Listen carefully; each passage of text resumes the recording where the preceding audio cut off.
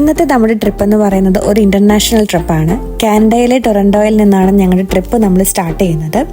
ടൊറന്റോയിൽ നിന്നും 3.5 hours ആണ് നമുക്ക് ട്രാവലിംഗ് ടൈം ആയിട്ടുള്ളത്. മാത്രമല്ല ഇന്ത്യൻ പാസ്പോർട്ടുള്ള എല്ലാവർക്കും ഇവിടെ അപ്പോൺ അറൈവൽ വിസ ലഭ്യമായിരിക്കും. ഈ ഒരു സ്ഥലം എന്ന് പറഞ്ഞു കഴിഞ്ഞാൽ വിപ്ലവവും അതുപോലെ തന്നെ ചരിത്രവും ഉറങ്ങിക്കിടക്കുന്ന ഒരു സ്ഥലമാണ്. മറ്റെവിടേക്കും അല്ല, നമ്മൾ പോകുന്നത് ക്യൂബ എന്ന് പറയുന്ന ഒരു കമ്മ്യൂണിസ്റ്റ് രാജ്യത്തിലേക്കാണ്.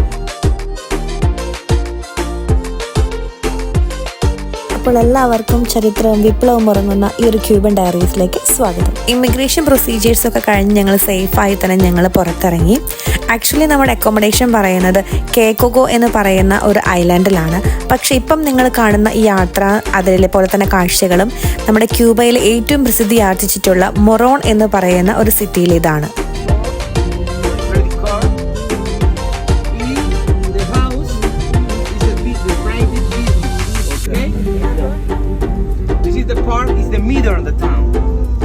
പോകുന്ന വഴിയിലെ ഡ്രൈവർ ഞങ്ങൾക്ക് മൊറോൺ എന്ന് പറയുന്ന നഗരത്തിന്റെ എല്ലാ ചരിത്രങ്ങളും അതുപോലെ തന്നെ അതിന്റെ എല്ലാ പ്രത്യേകതകളും ഞങ്ങൾക്ക് പറഞ്ഞു തന്നു. പിന്നീട് അങ്ങോട്ടുള്ള ഞങ്ങളുടെ യാത്ര ഈ ഡ്രൈവറിന്റെ സഹായത്തോടു കൂടി കണ്ടുപിടിച്ച ഒരു ഗൈഡിന്റെ കൂടെ കുതിരവണ്ടിയിലായിരുന്നു. അപ്പോൾ നമുക്ക് ഈ ഒരു വീഡിയോയിൽ നോക്കിയാൽ കാണാം, ഇവിടെയുള്ള ജനങ്ങൾ ഏറ്റവും കൂടുതലായിട്ട് ആശ്രയിക്കുന്നത് കുതിരവണ്ടി, അതുപോലെ തന്നെ സൈക്കിൾ റിക്ഷ, അതുപോലെ തന്നെ വിൻറ്റേജ് ആയിട്ടുള്ള കാറുകളൊക്കെ തന്നെയാണ്. മൊറോൺ സിറ്റി കണ്ടു കഴിയുമ്പോൾ തന്നെ നമുക്ക് മനസ്സിലാക്കാം ഇവിടെയുള്ള ഒട്ടുമിക്ക ബിൽഡിങ്ങുകളും പഴയതും അതുപോലെ തന്നെ ഇടിഞ്ഞു വീഴാറായതുമായ കെട്ടിടങ്ങളാണ്. ക്യൂബയ്ക്ക് കേരളത്തിന്റെ 3 ഇരട്ടി വലുപ്പമുണ്ട്. അറ്റ്ലാന്റിക് സമുദ്രത്തിൽ നിന്ന് കരീബിയൻ കടലിലേക്കും അതുപോലെ തന്നെ മെക്സിക്കോ ഉൾക്കടലിലേക്കും ആയിട്ട് വേഗം എത്തിപ്പെടാൻ പറ്റാവുന്ന നയതന്ത്രപരമായിട്ടുള്ള ഒരു സ്ഥലത്താണ് ക്യൂബ സ്ഥിതി ചെയ്യുന്നത്. ക്യൂബയ്ക്ക് വടക്ക് ഭാഗത്ത് അറ്റ്ലാന്റിക് സമുദ്രവും അതുപോലെ തന്നെ ബിഹാമാസ് ദ്വീപുകളുമാണെന്നാണ് പറയപ്പെടുന്നത്. അമേരിക്കയിലെ മയാമി ബീച്ച് ക്യൂബയിലെ തലസ്ഥാനമായ ഹവാനയിൽ നിന്നും 145 കിലോമീറ്റർ മാറി വടക്കാണ് സ്ഥിതി ചെയ്യുന്നത്. ഇന്ന് ക്യൂബയിൽ ജനങ്ങളിൽ പകുതിയോളം മുളാത്തോസ് വിഭാഗത്തിൽപ്പെട്ടവരാണ്. അതായത് യൂറോപ്യൻ വംശത്തിൽപ്പെട്ടവരും ആഫ്രിക്കൻ വംശജരും ചേർന്നുണ്ടാക്കുന്ന സമ്മിശ്ര വർഗത്തെയാണ് നമ്മൾ മുളാത്തോസ് എന്ന് വിളിക്കുന്നത്.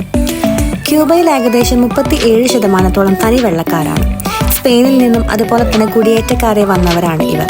ജനസംഖ്യയുടെ 12% കറുത്ത വർഗ്ഗക്കാരാണ്. 1% ചൈനീസ് വംശജരും. തോട്ടങ്ങളിൽ പണിയെടുക്കാനായിട്ടാണ് ഏറ്റവും കൂടുതലായിട്ട് അടിമകളെ കൊണ്ടുവന്നിട്ടുള്ളത്. ക്യൂബ പൂർണ്ണമായും സ്പാനിഷ് സംസാരിക്കുന്ന ഒരു രാജ്യമാണ്.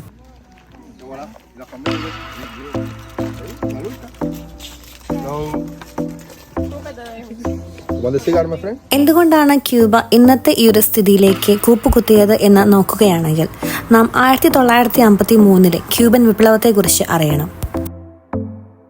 ക്യൂബൻ വിപ്ലവത്തിന് മുൻപുള്ള കാലഘട്ടത്തിൽ ക്യൂബ ഭരിച്ചിരുന്ന ഒരു സ്വേച്ഛാധിപതിയാണ് ഫുൾജൻസിയോ ബാറ്റിസ്റ്റ. ഈ ബാറ്റിസ്റ്റയുടെ ഏകാധിപത്യ ഭരണത്തിനെതിരായി ഫിഡൽ കാസ്ട്രോയുടെയും അതുപോലെ തന്നെ ചെഗുവേരയുടെയും നേതൃത്വത്തിൽ 1953 നടത്തിയ ഒരു പോരാട്ടമാണ് ക്യൂബൻ റെവല്യൂഷൻ, അതായത് ക്യൂബൻ വിപ്ലവമായിട്ട് അറിയപ്പെടുന്നത്.